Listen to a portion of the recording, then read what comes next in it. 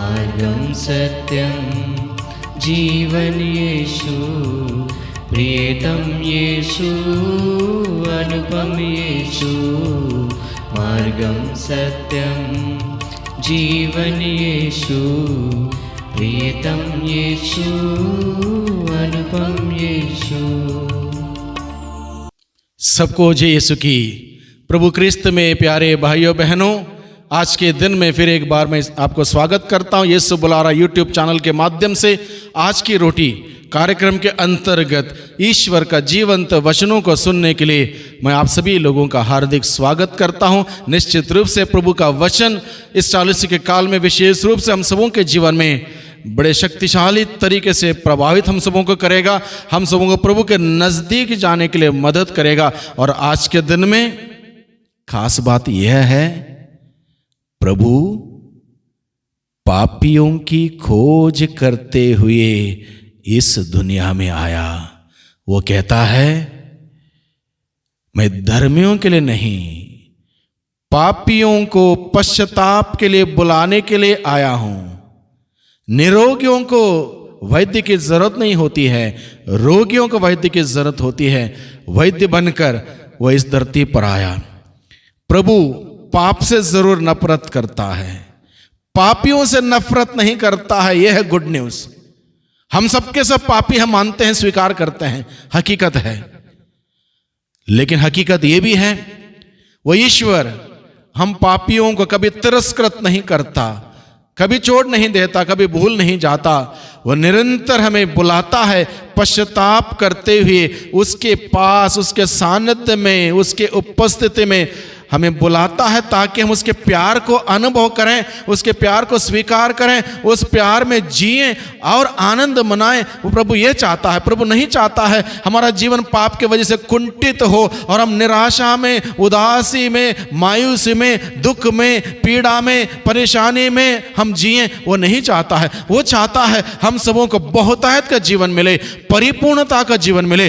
परिपूर्णता का जीवन, बहुतायत का जीवन हम तब अनुभव करेंगे जब सच्चा पश्चाताप करते हुए प्रभु के पास जाएंगे। प्रभु हमें बहुतायत का जीवन से में नवाजेगा और हम प्रभु में आनंद मना पाएंगे। इसलिए आज के सुसमाचार के द्वारा प्रभु हम सबों को कहता है, आओ मेरे पास, पश्चाताप के साथ मेरे पास आओ, मैं तुम्हें अपनाने के लिए तैयार हूं। स्वर्गीय सिंहासन छोड़ के मैं इस धरती पर तुम्हारी खोज करते हुए आया हूं। इसलिए प्रभु हम सबों के लिए पश्चाताप के लिए बुलाता है। आइए हम आज का वचन को, आज का वचन प्राप्त है संत लूकस के द्वारा रचित सुसमाचार अध्याय 5 पद संख्या 27 से 32 तक। यहां पर लिखा है, इसके बाद ईसा बाहर निकले। उन्होंने लेवी नामक नाकेदार को चुंगी घर में बैठा हुआ देखा और उससे कहा, मेरे पीछे चले आओ। वह उठ खड़ा हुआ और अपना सब कुछ छोड़कर ईसा के पीछे हो लिया। लेवी ने अपने यहाँ ईसा के सम्मान में एक बड़ा भोज दिया। नाकेदार और अतिथि बड़ी संख्या में उनके साथ भोजन पर बैठे। फरीसी और शास्त्री बुनबुनाते और उनके शिष्यों से यह कहते थे, तुम लोग नाकेदारों और पापियों के साथ क्यों खाते पीते हो? ईसा ने उन्हें उत्तर दिया, निरोगियों को नहीं, रोगियों को वैद्य की जरूरत होती है। मैं धर्मियों को नहीं, पापियों को पश्चाताप के लिए बुलाने आया हूं। प्रभु का सुसमाचार। प्रभु क्रिस्त में प्यारे भाइयों बहनों, कितनी सुंदर बात, सुंदर वचन आज के दिन में हम लोगों ने सुना। विशेष रूप से जब हम सभी लोग इस बात को जानते हैं, मानते हैं और स्वीकार करते हैं कि हम सब के सब पापी हैं, और हम सभी लोगों से प्रभु क्या कहता है, मैं तुम्हारे लिए आया हूं, मैं तुम्हारे लिए आया हूं। स्वर्ग का सिंहासन छोड़ के इस धरती पर मैं तुम्हारी खोज करते हुए आया हूं, तुम्हें पश्चाताप के लिए बुलाने के लिए आया हूं, तुम्हें गले लगाने के लिए आया हूं। मैं तुमसे प्यार करता हूं। जिस प्रकार से नबी इसायाह का ग्रंथ अध्याय 43 पद संख्या 4 में हम पढ़ते हैं, प्रभु कहता है, तुम मेरी दृष्टि में मूल्यवान हो, महत्व रखते हो और मैं तुमसे बेहद प्यार करता हूं। प्रभु का प्यार प्रभु को इस धरती पर ले आया, मेरी और आपकी खोज करते हुए हमें पश्चाताप के लिए बुलाने के लिए प्रभु का प्यार इस धरती पर लेकर आया। और प्रभु आज के सुसमाचार के माध्यम से इस बात को स्पष्ट करता है। उसने लेवी नामक व्यक्ति को, जो चुंगी घर में बैठकर चुंगी वसूल किया करता था, उस व्यक्ति से कहा मेरे पीछे चले आओ। सभी लोगों के लिए बड़े आश्चर्य की बात थी, क्योंकि लेवी नाम का व्यक्ति जो चुंगी घर में बैठ के चुंगी वसूल करता था, चुंगी वसूल करने वालों का नाम सही नहीं था, खराब था, समाज के दृष्टि में एक प्रकार से घृणित लोग माने जाते थे, क्योंकि वो किसी ना किसी प्रकार से बेईमानी करते थे। पैसे में अलग अलग प्रकार से लेन देन में लोगों को अलग अलग प्रकार से टकते थे या ऐसी कोई बात हुआ करती थी। इसलिए लोगों के नजरियों में और नज़र में ऐसे लोग अच्छा स्थान नहीं रखते थे समाज में। अब जब प्रभु ने लेवी नामक व्यक्ति को चुंगी घर में बैठकर चुंगी वसूल किया करता था, उसको कहा, उसको बुलाया और कहा मेरे पीछे चले आओ। सभी लोग हैरान थे, विशेष रूप से शास्त्री और फरीसी इस बात से बहुत हैरान थे, क्योंकि शास्त्री और फरीसियों के लिए क्या था, अगर किसी व्यक्ति ने पाप किया, गुनाह किया, गलती किया, अपराध किया, ऐसा कोई व्यवहार करता है, ऐसे प्रकार का जीवन व्यतीत करता है, उस व्यक्ति को दूर हटाओ, दूर रखो, उससे कोई मुलाकात मत करो, संबंध मत रखो, उठो नहीं, बैठो नहीं, खाओ नहीं, पियो नहीं, हर प्रकार से उसका बहिष्कृत करो, समाज से दूर रखो, घर से दूर रखो, उससे बातचीत ना करो, ऐसा। लेकिन प्रभु मसीह ऐसा नहीं कर सकते। प्रभु मसीह जानते हैं हम में से हर व्यक्ति की कीमत क्या है। भले इंसान की कीमत नहीं जानता है, प्रभु मसीह जानता है। हर व्यक्ति को प्रभु मसीह ने अपने लहू की कीमत से खरीदा है। हम सभी यीशु के निष्कलंक, निर्दोष, शक्तिशाली, सामर्थ्यवान लहू की कीमत से खरीदे हुए लोग हैं। इसलिए प्रभु नहीं चाहता है एक व्यक्ति भी बर्बाद हो जाए, एक व्यक्ति भी प्रभु से दूर चला जाए, प्रभु नहीं चाहता है। इसलिए प्रभु यीशु मसीह खोए हुओं की खोज करते हुए इस धरती पर उतर आया और हम सबों से कहता है मैं वैद्य बनकर आया हूं, रोगियों के लिए वैद्य बनकर आया हूं, मैं पापियों को पश्चाताप के लिए बुलाने के लिए आया हूं। निरोगियों को वैद्य की जरूरत नहीं है, धर्मियों को प्रभु बुलाने नहीं आया। प्रभु कहता है मैं पापियों को बुलाने आया हूं। अभी धर्मी कौन है?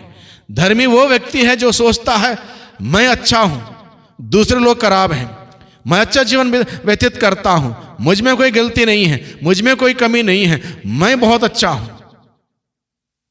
हम लोग पढ़ते हैं बाइबल में, एक फरीसी और एक नाकेदार मंदिर गए थे प्रार्थना करने के लिए।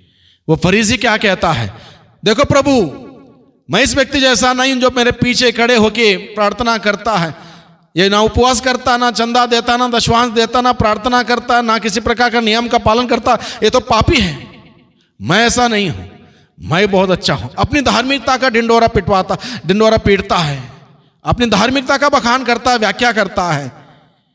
दूसरा व्यक्ति नाकेदार जो पापी अपना छाती पीटते हुए प्रभु से ये कहता, प्रभु मुझ पापी पर दया कर, मुझ पापी पर दया कर। उसने क्या किया वहां पर प्रार्थना में? इतना ही किया, प्रभु मैं पापी हूं, मैं स्वीकार करता हूं, मुझे आपकी जरूरत है, आपके बगैर मैं अपने आप को नहीं बचा सकता हूं, मुझे आपकी जरूरत है। और जिस व्यक्ति ने इस प्रकार से अपने पाप को स्वीकार किया, अपनाया, ईमानदारी से अपने पापों को स्वीकार करते प्रभु से माफी मांगी, पश्चाताप किया, और प्रभु उस व्यक्ति को आशीष देता है। बाइबल बताता है नाकेदार शांति प्राप्त करते हुए अपना घर चला गया, लेकिन वह फरीसी अपना धार्मिकता का डिंडोरा पीटने के बाद शांति प्राप्त करते हुए घर नहीं गया। इसलिए फरीसी और शास्त्री क्या सोचा करते थे, पापियों को, नाकेदारों को दूर रखना चाहिए, वो स्वर्ग राज में जा नहीं सकते।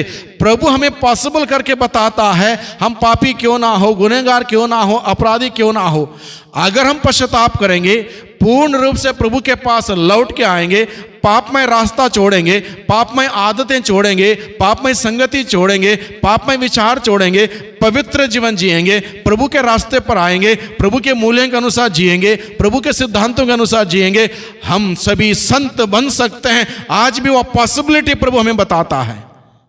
कोई संत पैदा नहीं होता, कोई शैतान पैदा नहीं होता, हम बनते हैं। और आज के दिन में फिर एक बार प्रभु ने हम सबों को मौका दिया है। 40 के अवधि में प्रभु हम सबों को यह संदर्भ देता है, हमें फिर एक बार संत बन के आगे बढ़ने के लिए दरवाजा खुला है। फैसला मेरा है, व्यक्तिगत फैसला आपका है। अगर मैं चाहूं आज से पूर्ण रूप से प्रभु के मूल्यों पर, सिद्धांतों पर चलते हुए, प्रभु के रास्ते पर चलते हुए, प्रभु के वचन के अनुसार जीवन बिताते हुए, मैं एक सुंदर आदर्श पवित्र जीवन बिताते हुए दूसरों के लिए उदाहरण बन सकता हूं। अन्यथा जिंदगी पर हम लोग दूसरों को उदाहरण देते रहेंगे। आसान है दूसरों को उदाहरण देना। स्वयं बने, एक उदाहरण बने, एक नमूना बने, बहुत कठिन है और ये पॉसिबल है।